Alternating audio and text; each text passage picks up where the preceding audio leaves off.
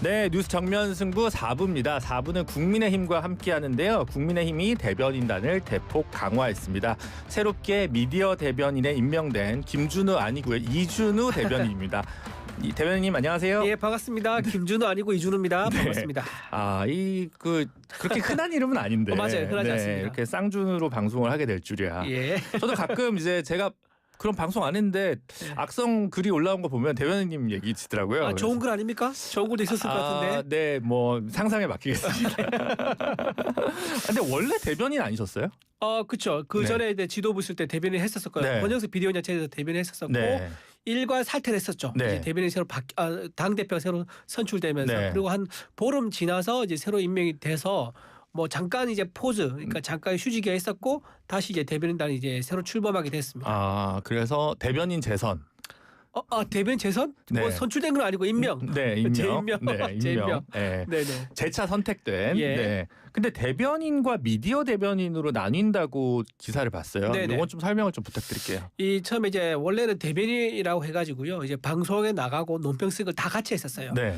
그때도 한 10명 정도 되는 대변인이 있었는데 네. 이게 어떤 문제가 생기냐면 운영해 보니까는 이제 방송에 출연하고 있는 상황에서 네. 어떤 사안이 터지잖아요. 네. 그러면 논평을 내야 되는데 그렇죠. 방송 출연하고 있으니까 신속하게 논평 대응을 못하는 거예요. 네. 그러니까 이 문제가 계속 반복됐었었고 또 당번이 아닌 그 대변인한테 일일이 전화를 해가지고 논평 작성이 가능하냐. 네. 이제 이것도 알아봐야 되는 것도 문제가 되는 거예요. 네. 그러니까 이런 이제 운영상의 문제가 있기 때문에 좀 더 효율적으로 하기 위해서 논평 전담하는 대변인을 만들어가지고 이분은 하루 종일 이제 어떤 사안이 터지면 거기에 대응하는 논평을 만들고 나머지 대변인들은 당의 스피커로서 방송과 라디오에서 활동하는 이런 식으로 투티어로 가는 이제 그런 이제 조직 변화가 생긴 거죠. 아, 네.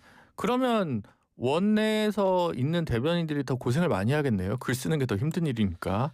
근데 본인이 취향보다는 당황하시는데요. 성격 다른 것 같아요. 왜냐하면 네. 어떤 사람은 앉아서 쓰는 것도 좋아하는 사람이 있어요. 네. 그리고 밖에 나와서 얘기하는 걸 좋아하는 사람도 있고 그런 성향이라든가 역량에 따라서 좀 다른 것 같아요. 그렇게 이해를 한다. 글을 잘 써도 말은 잘 못하는 경우도 있고 반대도 있잖아요. 네. 그냥 글을 써도 어쨌든 그 정론관에 가서 이제 이렇게 그렇죠. 보고 읽긴 해야 되잖아요. 그렇죠. 그건 네. 그런데 이제 그런 분들이 이제 토론을 한다거나 진행자한테 이제 서로 티키타카를 하다가 예상치 못한 이제 그런 질문 받으면 순발력 있게 대응을 해야 되는데 네. 그런 건 또 다른 문제거든요. 미디어 전략을 네. 강화하기 위한 장동혁 대표의 회심찬 전략이다.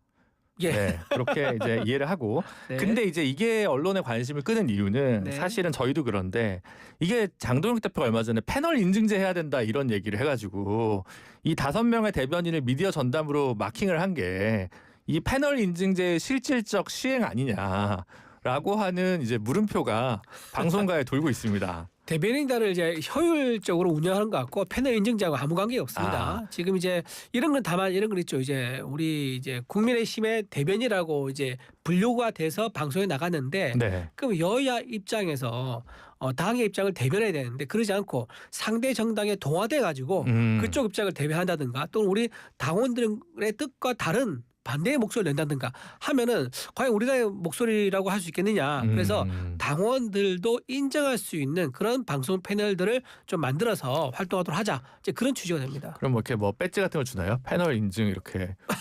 아니요. 그런 건 없고 네. 모르겠습니다. 뭐 기프티콘 줄려가 모르겠네요. 그러니까 이게 지금 아이디어 차원인지 그냥 추진을 계속 하실 것 같은지가 사실 저희는 궁금해서. 아니죠. 이거 당원들의 뜻에 부합하는 이제 대변인을 구성했다. 네. 이렇게 보면 된 거고 지금 이 대변인 단도요. 나중에 변화가 있을 수 있어요. 아니요, 패널 인증제요.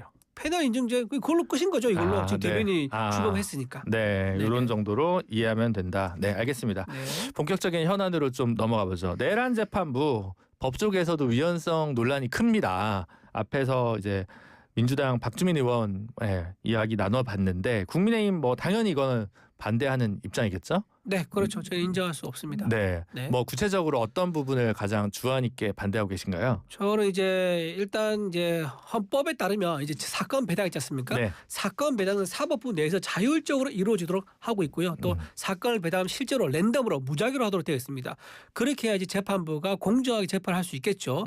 어느 사건이 나한테 온다는 것을 예측할 수 있게 되면은 그 재판부는 거기에 대해 의식을 하게 되고 부담을 가지거나 둘 중에 하나입니다. 그러면 공정할 수가 없는 거죠. 네. 그리고 두 번째 하나 또 헌법은요, 법관들이 자유롭게 독립적으로 심판하도록 규정하고 있는데 그거를 입법부가 어느 재판부에 가서 이 사건을 맡으라고 입법부가 판사를 임명하는 식이 돼버리면요, 그거는 그 임명해준 입법부의 의지를 반영해서 재판할 수밖에 없는 거예요. 그 결과가 공정하다고 볼 수 없는 거죠. 네. 그래서 사건 배당의 랜덤 원칙을 깨는 거 하나, 그리고 재판부, 그러니까 판사를 입법부가 임명한 거 하나. 사실상 입법부라는 게 지금 민주당이 다수이기 때문에 민주당이 임명할 꼴이 될 수밖에 없는 거예요. 네. 이 두 가지가 위배되기 때문에 우리는 위헌성이 매우 크다 이렇게 보고 있습니다. 근데 앞에 박주민 의원 얘기는 이제 9명의 재판관 추천위원회가 있고 그중에 3명이 국회 몫인데 그럼 나머지 3명은 대한변협이랑 판사회의 몫이잖아요. 그러니까 민주당의 영향력이 과대평가되는 거 아니냐 이런 취지의 반론을 얘기하시더라고요.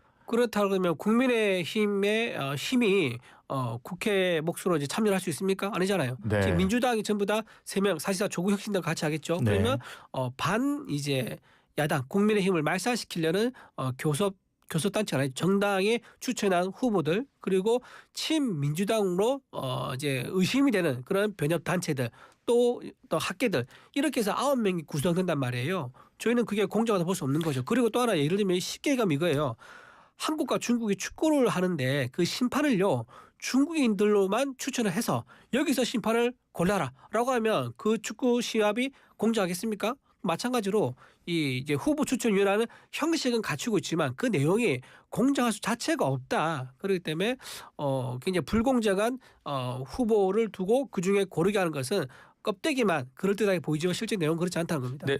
그 대변인 방금 얘기하신 건 약간 그 이번에 개정 방송법 내용이랑 약간 혼용하신 것 같아서 이 법은 변호사 단체가 아니라 대한변호사협회에서 3명 그리고 학계는 없고요. 판사회의에서 추천하는 3명 이렇게 돼 있어서 조금 다르긴 합니다만 그러면 국회 추천목 3명이 빠지면 네, 그래서 원래 뭐 대법원장이 지명하는 3명 그렇게 해서 9명이 이제 재판관 추천위원회를 구성하게 될 경우 입법부에서 쇼핑한다는 의혹에서는 자유로워지잖아요.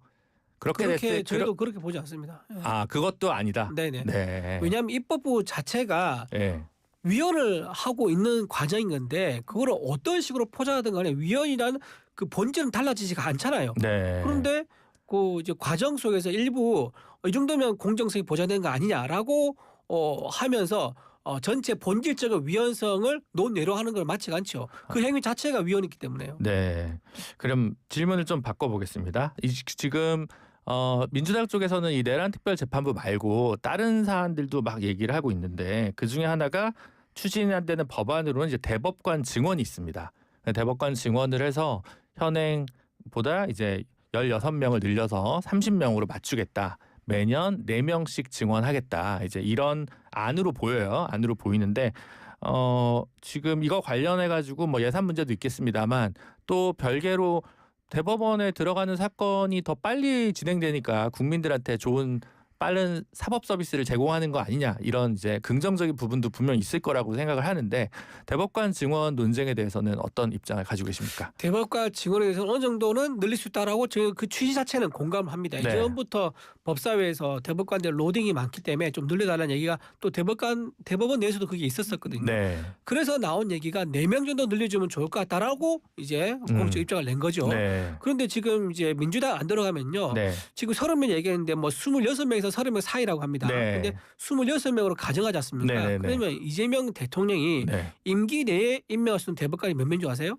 몇 명이 되나요? 22명이나 됩니다. 네. 그러니까 전체 26명 중에서 네. 22명은 이재명 대통령이 다 임명하는 거예요. 이게 과연 공정한 대법관 구성이 될 수 있겠습니까? 근데 대법관은 대법원장이 일단은 추천을 해야 그 되잖아요. 동의가 있어야 되고 현재는 다소 보수적인 색채의 조희대 대법원장이 있으니까 지금 4명 늘리면 조희대 원장이 오히려 인사권을 행사할 수 있지 않나요?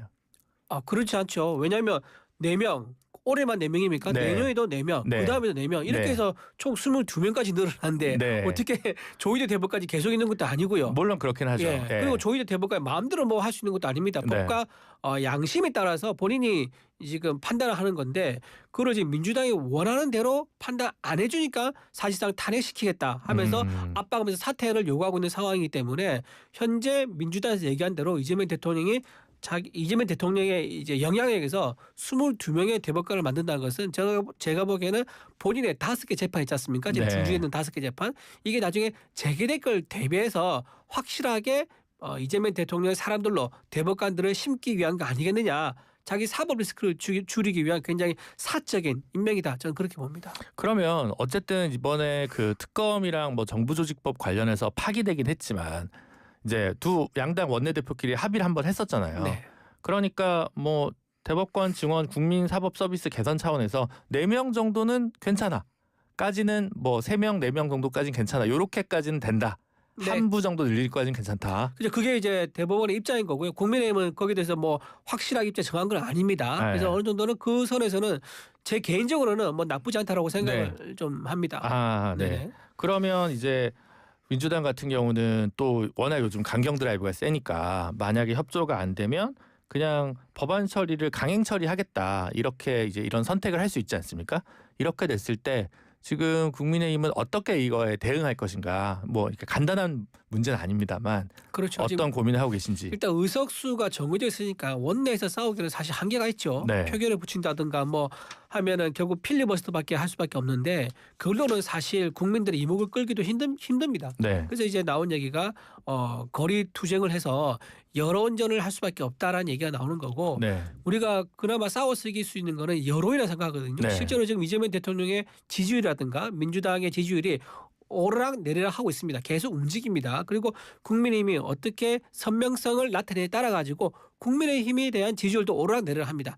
따라서 국민들에게 지금 민주당이 추진하고 있는 이 악법의 문제점들을 소상히 설명하고 여기에 대해서 좀 복잡한 부분들을 자세히 말씀드린다 그러면은 여론이 달라질 수 있겠죠. 그러면 여론이 만약에 떨어진다 그러면 지지율이 떨어진다 그러면 이재명 대통령이 그걸 무시하고 계속 추진할 수 있습니까? 왜냐하면 내년 지방선거가 있고 거기서 승리를 해야지 이재명 대통령도 국정 운영에 동력을 가질 수 있는데 낮은 지지율로는 아마 내년 지방선거를 치를 수 없기 때문에 뭐 일방 독재를 해가지고 그런 위험을 안으려고 할 것 같지는 않아 보입니다. 근데 그렇게 이제 거리로 나갔을 때 뭐 원내 다수당, 그러니까 제1야당이 뭐 왜 거리로 나갔냐 이런 얘기가 아니라 나갔을 때 이제 예를 들면 뭐 이 법이 문제다, 이 법이 문제다 이런 얘기를 해서 뭔가 지지층이나 아니면 중도 민심을 돌이킬 수 있는 방안으로 생각할 수도 있지만, 근데 같이 집회를 나갔는데 또 뭐 계엄은 불법이 아니었다거나 뭐 탄핵이 잘못됐다거나 이런 구호랑 섞이게 되면 결국에는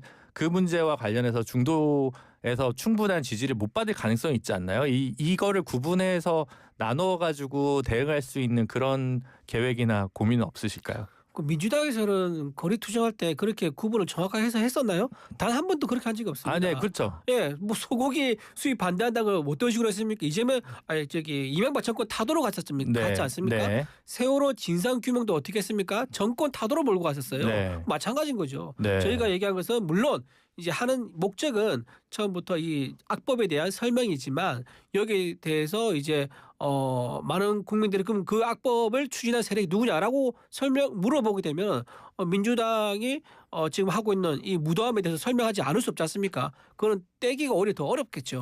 제가 드린 질문이 이제 그 장동혁 대표가 이제 부산에 가서 소년보 목사 구속된 소년보 목사 있는 세계로 교회 가고 뭐 이제 하다 보니까 중도는 너무 외면하고 강성 열성 지지층에만 너무 소구하는 거 아니냐라고 하는 질문들이 계속 나오니까 이제 이런 질문을 드리는 저는 거거든요. 그렇게 생각합니다. 그 중도가 어떻게 외면한다는 거죠? 법치주의를 얘기하고 종교 탄압을 하지 말라는 얘기가 어떻게 중도를 외면하는 겁니까? 중도에서도 또는 진보 진영이나 좌파 진영에서 종교 탄압에 대해서는 난 그건 아니라고 생각하는 사람이 있을 수 있지 않습니까? 그건 좀 질문이 좀 오히려 제가 보기엔 적절하지 않은 게 아닌가 네, 생각이 듭니다. 알겠습니다. 잘 하고 있다. 대변인 인증된 미디어 대변인께서는 장동혁 대표를 이제 행보가 정확하다라고 이제 생각하시는 것 같고요. 아니 인정된 게 아니라 당원들이 인정한 대변인. 네, 알겠습니다.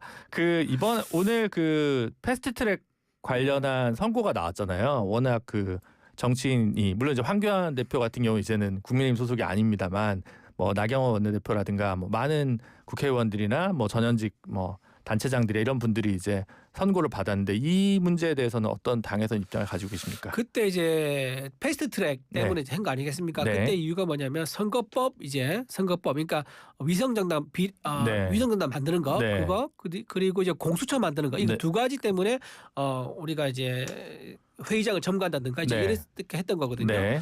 근데 물리력을 행사할 수밖에 없었던 소수 정당으로서 또 사유가 있는 겁니다. 네. 그럼에도 불구하고 오히려 우리는 목적이 민주성을 우리는 지키기 위해서 민주주의 수호를 위해서 어쩔 수 없이 소수 정당으로서 할 수밖에 없었던 약간의 물리적 충돌을 가지고 사법의 잣대로 들어가서 그거를 처단하겠다. 제가 보기엔 이렇게 되면 오히려 국회에서 서로 소통하고 협치하는 그런 기회를 오히려 박탈하고 야 너네들 반대하면 그럼 법대로 하겠어라고 해서 완전히 유연성이랑은 전혀 없는 완전 부러지는 대나무 같은 이제 그런 국회로밖에 갈 수가 없는 거죠. 그래서 저는 정치적 문제는 여야가 정치적으로 풀 수 있도록 놔두는 게 맞다. 정치의 영역 내에 사법부가 들어와서 단칼에 무자르듯이 이렇게 한 것은 오히려 국회에 가지고 있는 유연성이라든가 협치의 가능성을 막아버리는 그런 문제가 있다고 생각합니다. 근데 이게 사실 국민의힘이 같이 만든 법이어서 이 동물국회에 막기 위한 법이었는데 어쨌든 알겠습니다. 네, 시간이 없어가지고 네. 오늘 인사는 여기까지 드리도록 하겠습니다. 오늘 와주셔서 너무 감사드리고 다음에 또 뵙겠습니다. 네, 고맙습니다. 네, 지금까지 국민의힘 이준우 대변인이었습니다.